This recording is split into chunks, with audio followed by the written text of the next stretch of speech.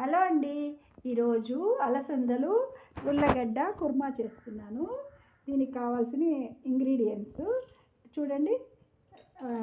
వెల్లుల్లి, అల్లము, ఎర్రగడ్డలు, టమాటాలు కట్ చేసి పెట్టుకున్నాను.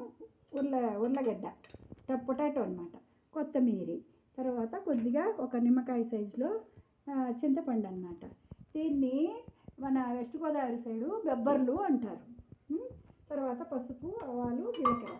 ఇప్పుడు మనము దీన్ని మిక్సీలో వేసుకోవాలన్నమాట. ఏది ఎర్రగడ్డ, అల్లము, తెల్లగడ్డను మనం మిక్సీలో వేసుకుంటాం. స్టవ్ వెలిగించుకోవాలి.